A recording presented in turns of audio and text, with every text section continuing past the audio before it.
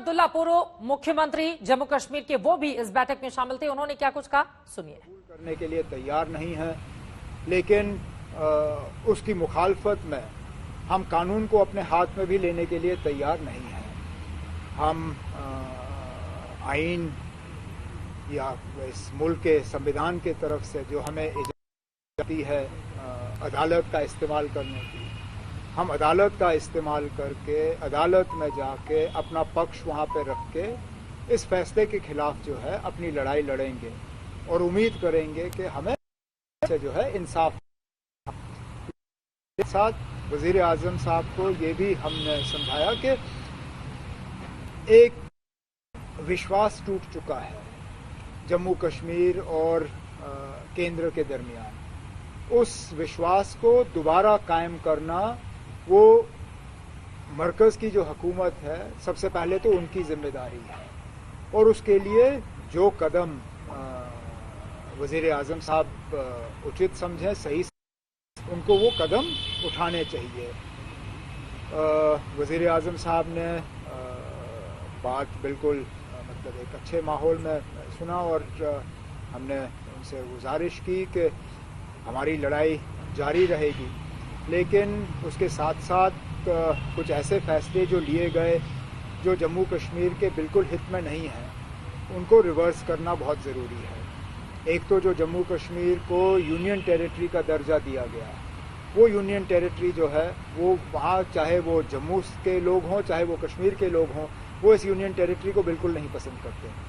वो चाहते हैं कि फौरी तौर जम्मू कश्मीर को दोबारा रियासत का दर्जा दिया जाए और पूरी तरह से रियासत का दर्जा दिया जाए, कोई हाफ हार्टेड स्टेट नहीं। इसमें full statehood with JNK cadre restored to JNK, not UT cadre, not any other cadre. JNK must be restored its full statehood and must be restored its own independent cadre. And at the same time, almost all the speakers were unhappy with the move to single out Jammu and Kashmir for delimitation. There was no need. If the whole exercise of 5th August 2019 was to bring Jammu and Kashmir at par with the rest of the country, then by having a delimitation exercise independent of the rest of the country, you have set us apart from the rest of the country. So this delimitation exercise is something that has led to a lot of suspicion.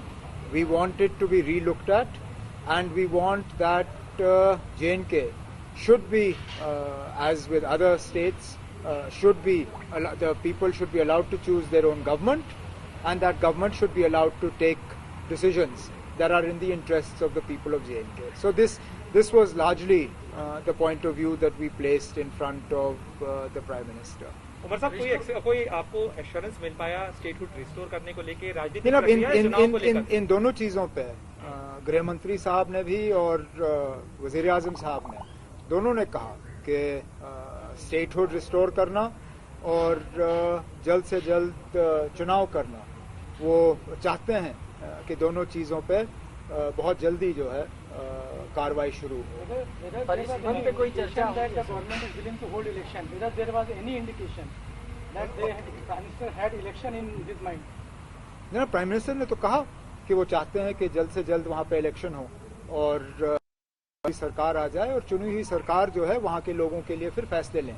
उन्होंने खुद माना कि bureaucratic government जो है वो लोगों को कभी कबूल नहीं होगा और ब्यूरोक्रेटिक गवर्नमेंट में भी कुछ खामियां और कमजोरियां रहती हैं, जिनको दुरुस्त करना जो है एक इलेक्टेड गवर्नमेंट का फिर काम बन जाता है। So, but election as a UT and election as a full state. लेकिन अब हमने तो, और इसमें एंड में आज़ाद साहब ने बात की, उन्होंने कहा कि स्टेटहुड जो है पहले रिस्टोर होना चाहिए और उसके बाद इलेक्शन होने चाहिए। वजीर आजम साहब ने इस पर कुछ कहा नहीं, लेकिन आगे देखते हैं आगे क्या होता है। क्या फुल स्टेट में लद्दाख शामिल होगा? अब हमने तो आपसे कहा कि अब हम 5 अगस्त 2019 को नहीं मानते, तो उसमें रियासत का बंटवारा भी है।